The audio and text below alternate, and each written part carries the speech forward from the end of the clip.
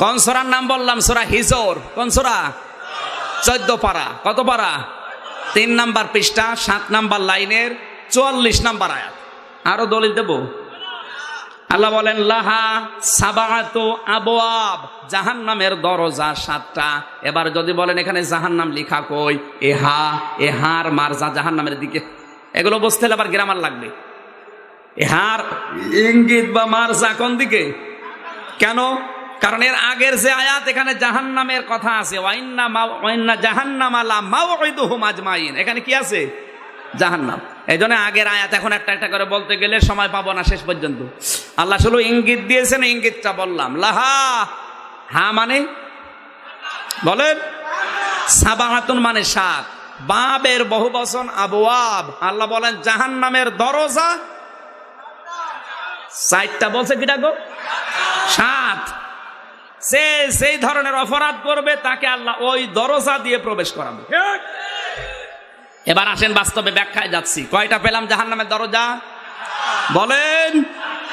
1 number দরজার নাম সাঈর, 2 number দরজার নাম সাকার, 3 নাম্বার দরজার নাম লাযা, 4 নাম্বার দরজার নাম জাহিম, 5 নাম্বার দরজার নাম জাহান্নাম, 6 নাম্বার দরজার নাম হাবিয়া, 7 নাম্বার দরজার নাম হুতামা। এক একটা জাহান্নামের দরজা দিয়ে প্রবেশ করার 4টা করে কারণ আমি পড়া কোরআনে আর হাদিসে পেয়েছি। এক একটা দরজা দিয়ে প্রবেশ করতে 4 ধরনের মানুষ লাগবে। কয় ধরনের? আর জোরে বলেন। এবার আপনি মিলাবেন আপনি কোন দরজা দিয়ে প্রবেশ করার উপযুক্ত হয়েছেন। এখন যদি বলেন হুজুর আমি জাহান্নামে যাওয়ার জন্য এসেছি, আপনি আসেননি আমিও জানি, আপনাকে যাবেন কিনা এবার আপনি মিলান। বলবো। প্রথম নাম্বারেই মনে করেন জাহান্নামের সাকার। কোন জাহান্নাম? আমা দরাকা মা সাকার লা তুবকি ওয়ালা তাজার লাওয়াহাতুল লিল বাশার আলাইহা 19 সূরা মুদ্দাসসিরের 27, 28, 29, 30 নম্বর আয়াত। আল্লাহ পাক বলেন হে নবী আপনি কি জানেন জাহান্নামে সাকার কি? কে বলছেন? আরো জোরে বলেন। নবীজি বলেন আল্লাহ আমি কিভাবে জানবো, তুমি তো আমাকে জানাওনি। আল্লাহ বলেন লাওয়ালা তুবকি ওয়ালা তাজার, এই জাহান্নামে সাকারে কেউ যদি পড়ে যায় তাকে আস্ত রাখবে না বা ছেড়ে দেবে না। লাওয়াহাতুল লিল বাশার, তার চামড়া খসিয়ে ফেলবে। এ খুব ভালো জায়গা না? বলেন এই কঠিন জায়গায় যাবে কারা? আল্লাহ রাব্বুল আলামিন বলেন আনিল মুজরিমিনা মা সালাকাকুম ফি সাকার ক্বালু লাম নাকু মিনাল মুসাল্লিন। জাহান্নামের ফেরেশতা দারওয়ান যিনি মালিক, তাকে জিজ্ঞাসা করা হবে পাপিষ্ঠদের সম্পর্কে যে এরা জাহান্নামে পড়ে আছে সাকারে। মা সালাকাকুম ফি সাকার, এই সাকার নামক দরজা দিয়ে প্রবেশ করেছে এরা কারা? যত মানুষ জাহান্নামে আছে ওরা প্রথমে এক বাক্যে জবাব দেবে ক্বালু লাম নাকু মিনাল মুসাল্লিন। জাহান্নামে সাকারা দিয়েছে আল্লাহ এই জন্যে যে দুনিয়ায় নামাজ পড়তাম না। ও কুমিল্লাবাসী যাদের বিবেক আছে এবার তাদেরকে বলছি, কোন হিন্দু কি বলবে নামাজ পড়তাম না? আর জোরে। কোন খ্রিস্টান বলবে? কোন ইহুদি বৌদ্ধ বলবে? এ কথা বলতে পারে শুধুমাত্র মুসলিম যারা নামাজ পড়ে। কথা বলেন ঠিক কিনা? তার মানে যে মুসলমান দাবি করার পরেও নামাজ পড়ে না, সে যেই হোক ও যাবে কোথায়? বলেন সাকারে। অফিসে 2 দিন আপনি সপ্তাহে যদি হাজিরা না দেন, 3য় দিন গেলে আপনার বস আদর করবে? আসতে বলেন। প্রথমেই দারওয়ানকে জিজ্ঞাসা করবে ও কেন ঢুকেছে, 2 দিন আসে না, আজকে কেন আসলো? 2য় দিন যদি আবার আপনি 2 দিন কামাই করেন, 3য় সপ্তাহে জিজ্ঞাসা করবে এই বেটা তুই আবার 2 সপ্তাহে 2 দিন কামাই দিলি কেন? বলবে না? জোরে বলা লাগবে। এ কথা বলবে না? বলবে না? অফিসের বস আপনাকে তলব করে জিজ্ঞাসা করছে, আপনি যদি বলেন আমার বউ অসুস্থ, আমার মেয়ে অসুস্থ, আমার মা অসুস্থ, এই জন্য আমি আসতে পারি নাই, কি বলবে আপনার বস? যে ওটা তোর বাড়ির ব্যাপার, এখানে ওগুলো চলে না। কথা বলে না কেন? এর পরের সপ্তাহে যদি আপনার 2 দিন আবার কামাই হয়ে যায়, তখন বলবে ম্যানেজারের বেতন 1 দিন 2 দিন কেটে বাদ দিয়ে দে। কথা বলা লাগবে। কি মনে হয় আপনার এখান থেকে অফিসে 7 দিনের 2 দিন কামাই করলে যদি জবাব দেওয়া লাগে, বেতন কেটে বাদ দিয়ে দেয় ম্যানেজার, আপনাকে আপনার মালিক দিন রাত 24 ঘন্টায় 5 বার করে ডাক দেয়। আমার আল্লাহ যখন মুয়াজ্জিনকে দিয়ে ডাক দিচ্ছে, আপনি যদি 7 দিনের হিসাব করেন, 5-7টা 35 ওয়াক্ত নামাজ আপনি কিন্তু পড়েননি। কত? 35 দিন ওয়াক্ত নামাজ না পড়ার কারণে 7 দিন পরে জমার দিন গোসল করে সুন্দর করে আপনি আল্লাহর ঘর মসজিদে গেলেন। মসজিদে কিন্তু দারওয়ান আল্লাহর ফেরেশতারা আপনাকে নিষেধ কি বলেছে যে 7 দিন আসলেন আজকে কেন বলেছে? বলুন। ইমাম সাহেব নিষেধ করে না। আপনি বেশ সুন্দর মতো 2 রাকাত নামাজ তড়িঘড়ি করে পড়ে এবার বের হয়ে চলে আসলেন।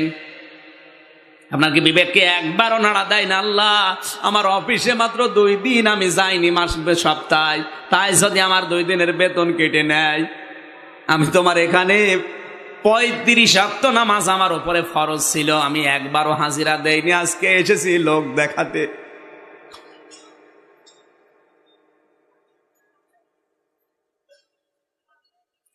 আজকে আমি এসেছি আমি লোক দেখাতে। তোমার ফেরেশতা যদি মসজিদের গেটে দাঁড়িয়ে থাকতো, আমারে কিন্তু ঘাড় ধাক্কা দিয়ে বলতো, না তোর আজকে অফিসে ঢোকা হবে না। শুধু এতটুকুই না, তুই তড়ি ঘড়ি করে নামাজ আদায় করলি, এই 35 ওয়াক্ত নামাজ তোর কোথায় গেল? কেন আজকে আসলি?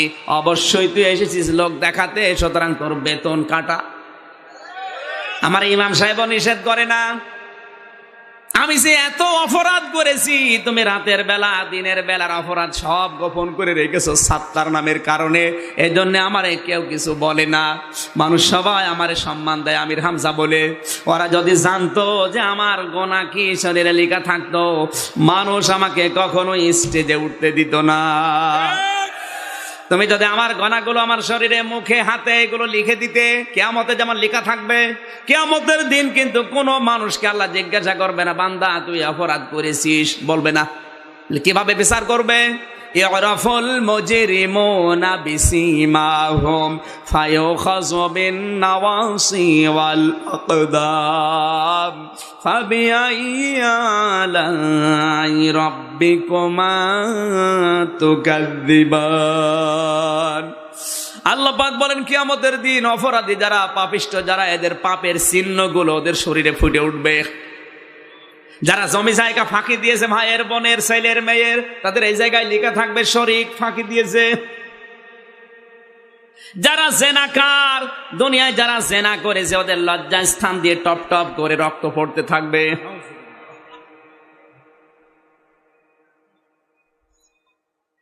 যারা হিংসুক, হিংসা করে, আমার হোক ওর যেন না হয়, এক কথা বলছে না কেন? এদেশে হিংসুক নেই। আজহারির মাহফিলে এত মানুষ হয় আর আমার মাহফিলে কুকুরও আসে না, এইটাই হিংসা। আমার হোক ওর যেন না হয়, এই হিংসা করার কারণেই তো আপনি বাধা দিচ্ছেন। না তো কোন অপরাধ আপনি বলেন তো দেখি? আপনার ভেতর অপরাধ নেই। আপনি যে শিরক আর বেদাতের আকড়া বানিয়েছেন, ওগুলো জনগণ বোঝে না, দেখে না। তাই যদি বুঝতো, আপনাকে কুকুরের মতো ঝাঁটা পিটা করতো। যারা হিংসা করে, এদের কিয়ামতের দিন আকৃতি আল্লাহ বানিয়ে দেবে কুকুরের মতো। আপনি দেখবেন 2টা কুকুরকে খাবার দেবেন, একটাকে যা দিয়েছেন ও সারা জীবন খাবে, তাও শেষ হবে না, এরপরও 5টা হামলা দেয়। কুকুরের ভেতরে হিংসাটা বেশি। আমার হোক, আমি খাবো, যেন না খাই। এরকম কুকুর মার্কা মানুষ দেশে নেই। কিয়ামতের ওই কঠিন ময়দানে কিছু মানুষকে আল্লাহ সাপের আকৃতি দিয়ে তুলবে। সাপের কাজ কি? একটা মানুষকে সবল দেয়, লোকটা মারা যায়, কিন্তু সাপের কোনো লাভ নাই। বলেন না কেন? এখানে কত মানুষ আছে, ওরা সকাল থেকে সন্ধ্যা পর্যন্ত শুধু ফোন দিয়ে আটে, কার 12টা বাজাবো, কারে ক্ষতি করব, কারে বিপদে ফেলবো, অথচ নিচের কোনো লাভ নেই। এক কথা বলছে না কেন? ওর আকৃতি আমির হামজার মতো থাকবে না, ওর আকৃতি হবে কিয়ামতের সাপের মতো। কিছু মানুষের আকার আকৃতি হবে শুকুরের মতো, শুকুরের গাছ। ও দেখবেন ওর বউ ওর মেয়ে নিয়ে বিভিন্ন অনুষ্ঠানে যায়, কচু খেতে লাগিয়ে দেয় আর নিজে এক জায়গায় বসে বসে গল্প করে।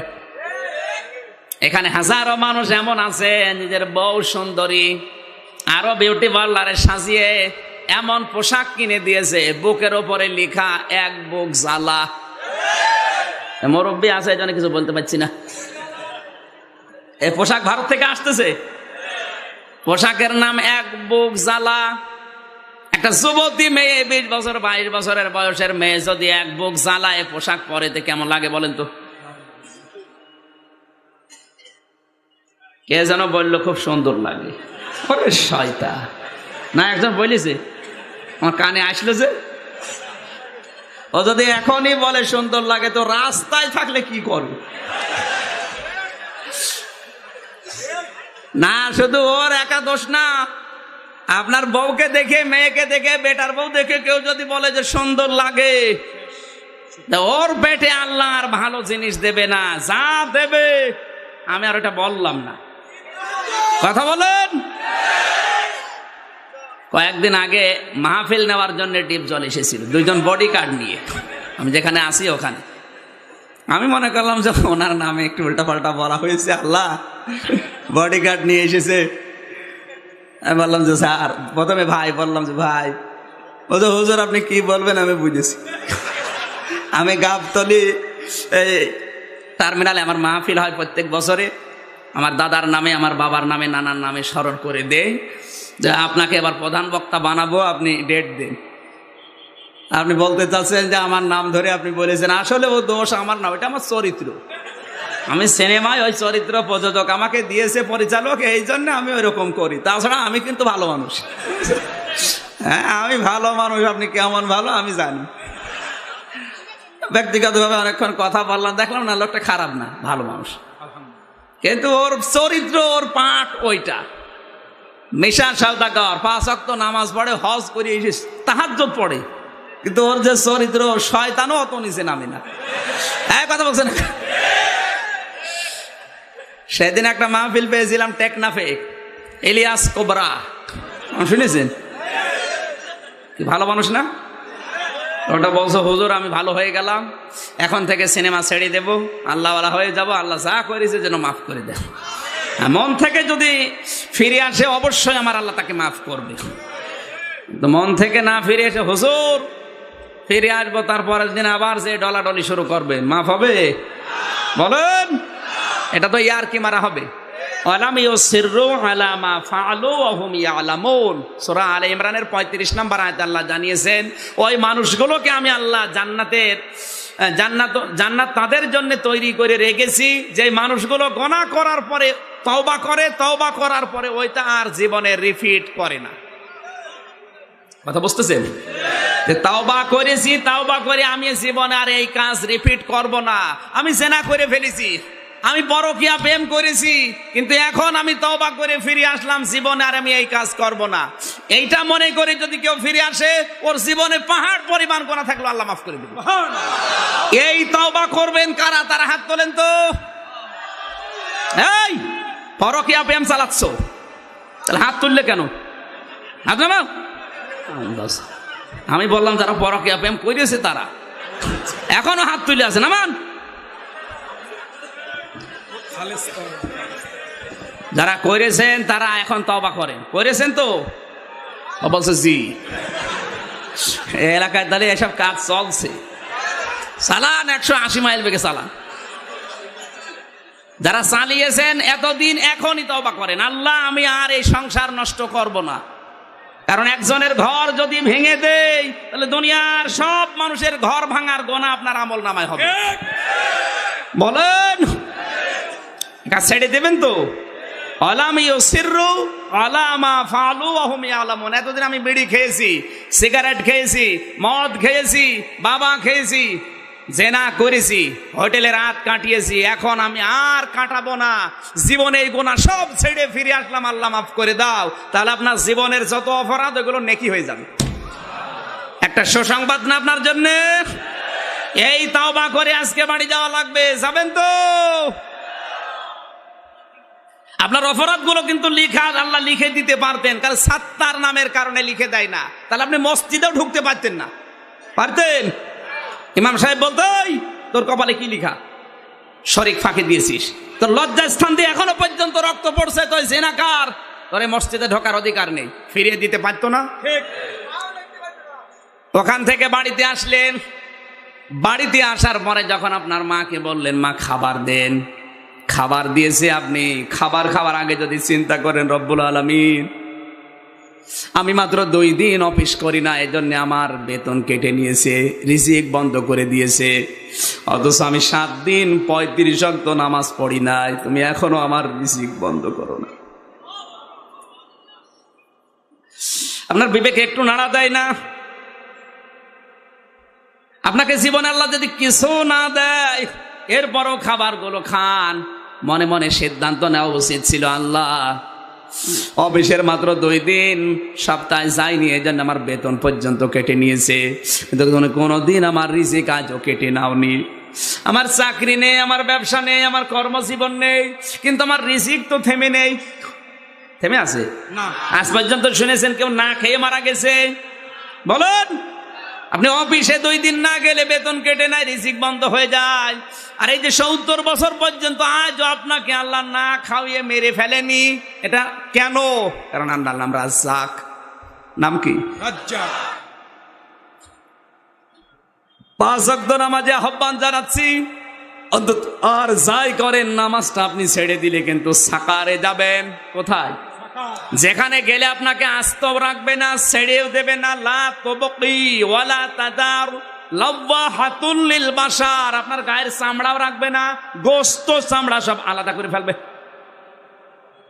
এই জায়গায় যারা যেতে চান তারা নামাজ বাদ দিয়ে দেন, যারা যেতে চান না ওই দরজা বন্ধ করে দিতে চান, আজকে থেকে সিদ্ধান্ত নেন আমি নামাজ ছাড়বো না।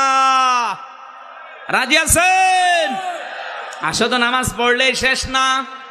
বাংলাদেশে আমার যতটুকু ধারণা, এদেশে নামাজ পড়া আছে কিন্তু নামাজ কায়েম নেই। ওরা কোরআন শরীফে আমার আল্লাহ কোন জায়গায় নামাজ পড়ো এ কথা আমি পাইনি। হ্যাঁ, একটা জায়গায় আছে। কোথায়? হ্যাঁ, ফাসাল্লি, নামাজ পড়ো। এই একটা জায়গায় আছে নামাজ পড়ো, আর 82 জায়গায় আছে নামাজ কায়েম করো। নামাজ পড়া আর কায়েম কিন্তু এক জিনিস না। কি? কুমিল্লায় মেডিকেল কলেজ নেই? বলেন না কেন? এই মেডিকেল কলেজ যখন সরকার এখানে স্থাপন করে, বানায়, প্রতিষ্ঠা করে, তখন একটা উদ্দেশ্য ছিল সরকারের, এখানে বাংলাদেশের বিভিন্ন জেলা থেকে ছেলেমেয়েরা আসবে। এই ভবনগুলো তৈরি হচ্ছে, ক্লাসরুম, গবেষণাগার, আবাসিক হোস্টেল, এগুলোতে ছেলেমেয়েরা গবেষণা করবে, শিখবে, পড়বে, থাকবে, খাবে, পায়খানা করবে, এই শেষ। বলেন, সরকারের উদ্দেশ্যকে প্রতিষ্ঠা করার। এখানে ছেলেমেয়েরা ডাক্তার হবে, গবেষণা করবে, ক্লাস করবে, রাতে থাকবে। আর এই শিক্ষাটা নিয়ে বাংলার বিভিন্ন জেলাতে ছড়িয়ে তারা এটা বাস্তবে মানুষকে সেবা দানের মাধ্যমে এটা রূপ দেওয়া লাগবে না? তাহলে নামাজ পড়ার জন্য আমার আল্লাহ শুধু দেয়নি, দিয়েছে নামাজ কায়েম করো। নামাজ কায়েম মানে নামাজের পড়া বিষয়গুলো, নামাজের কাতার থেকে শুরু করে মোনাজাত পর্যন্ত যা আছে সবগুলো বিষয়ের এই পঠিত বিষয়, নামাজের যে বিষয় শিক্ষা নিয়ে আপনি পরিবার, সমাজ, রাষ্ট্রে সব জায়গায় আপনি কায়েম করে বাস্তবে রূপ দেবেন, এই জন্য আল্লাহ নামাজ দিয়েছেন। বাংলাদেশে নামাজ এখন শুধু অনুষ্ঠান আছে কিন্তু কায়েম। বলুন, সুন্দর সুন্দর মসজিদ হচ্ছে, আজান হওয়ার পরে কাতারও হচ্ছে, ইমাম সুন্দর করে নামাজও পড়াচ্ছে, এটা নামাজের কি কায়েম না অনুষ্ঠান? আরো জোরে। কোরআনে আপনি কোন জায়গায় পাবেন না যে তোমরা নামাজের অনুষ্ঠান করে শেষ করে দাও। না, অনুষ্ঠান তো মাস্ট বি করাই লাগবে। অনুষ্ঠানের পাশাপাশি আপনাকে নামাজের শিক্ষা ব্যক্তি, পরিবার, সমাজ, রাষ্ট্রে এটা কায়েম করা লাগবে। এই জন্য যারা নামাজ পড়ে কিন্তু কায়েম করে না, ব্যক্তি নামাজ পড়ে কিন্তু নামাজের যে শিক্ষা ওইটা নেয়নি। নামাজের শিক্ষা কি? ইন্নাস সালাতা তানহা আনিল ফাহশাই ওয়াল মুনকার। নামাজের উদ্দেশ্য হচ্ছে নামাজ ব্যক্তি এবং সমাজকে অবৈধ অন্যায় অশ্লীল কাজ থেকে বাঁচাবে। নামাজ পড়ার পরেও যদি এগুলো আপনি নিতে না পারেন, আল্লাহর কসম আপনি নামাজ পড়লেও জাহান্নামে যাবেন। তাহলে ওরা প্রথমে বলবে আমরা নামাজ পড়তাম না, তার মানে নামাজের এই শিক্ষাগুলো আমাদের জীবনে ছিল না। ওয়ালাম নাকুন নুতিমুল মিসকিন। 2 নম্বরে তারা বলবে আমরা এতিম মিসকিনদের খাবার দিতাম না। কাদের? এতিম মিসকিন। আজ বাংলাদেশে একটা প্রবণতা বেশি হচ্ছে। এখন মানুষ মারা গেলে 3 দিন 7 দিন 40 দিন 1 বছর বের করে। বিশেষ করে মানুষ মারা গেলে 40 দিন তো বের হওয়াই লাগবে। কোথায় পেয়েছেন ভণ্ডামি বলেন তো? আল্লাহর নবীর কোন সাহাবী ইন্তেকালের পরে 40 দিন কোন সাহাবী বের করে দিয়েছে আপনি দেখেছেন? কোন হাদিস পেয়েছেন? কোথায় পেলেন এটা? আপনি খাওয়াতে পারেন, আমি নিষেধ করছি না, আপনি খাওয়াবেন যাদের দরকার খাবার তাদের। যারা বছরের পর বছর মাংস খেতে পারে না আপনি তাদেরকে ডাক দিয়ে খাওয়ান। 100 জন 500 জন 2000 কোনো অসুবিধা নেই। আপনি তো খানার নাম নিয়ে এমন আরম্ভ করেছেন যাদের জীবনে খাবারের অভাব নেই তাদেরকে ডাক দিয়ে খাওয়ায়, আত্মীয়তা করে। আর যাদের খাবারের অভাব তারা ওই শেষে এসে পায় কি পায় না, থালা বাজাতে বাজাতে চলে যায়। খানা হচ্ছে না বলুন? এতে মিসকিনদের খাবারের ব্যবস্থা করা লাগবে এবং দারিদ্র মুক্ত সমাজের জন্য আপনাকে ভূমিকা থাকতে হবে আপনার। যে আমি নিজে যেমন না খেয়ে আসি অন্যও যেন না খেয়ে, আমি যেমন খেয়ে আসি অন্যও যেন খেয়ে থাকতে পারে, ওই ব্যবস্থা করে দেওয়া লাগবে। অকন্যা নাখুদু মাল খায়দিন। এই পৃথিবীতে যে মানুষগুলো সমালোচনাকারীদের সাথে মিশে সমালোচনা করে, একে অন্যের সাথে মিশে মিশে দোষ চর্চা করে। 4 নাম্বার অকন্যা নুকাদ্দিবু বিয়াউমিদ্দিন। কিয়ামতে জবাব দেওয়া লাগবে বিশ্বাস যারা করে না। হাত্তা আতানাল ইয়াকিন। হঠাৎ করে যখন তাদের সামনে মরণ চলে আসে, ফামা তানফাউহুম শাফাআতুশ শাফিঈন। এদের জন্য সুপারিশ করলেও আর কাজে লাগবে না। এক একটা পয়েন্টে হাজারো কথা। এখন তো বৃষ্টি শুরু হয়েছে নাকি? আপনার খুব চাপাচাপি ভাই।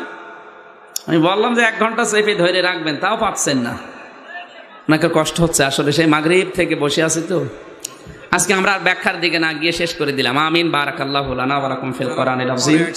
এই আয়াতের এখনো 6টা জাহান্নামের যে বর্ণনা আছে, এই যে আমি বই লিখেছি কোন কাজে কোন জাহান্নামে যাবেন, কোন কাজে কোন জান্নাত পাবেন। এই বইটা মঞ্চ থেকে নিয়ে যাবেন মোনাজাতের পরে। অনেক গুরুত্বপূর্ণ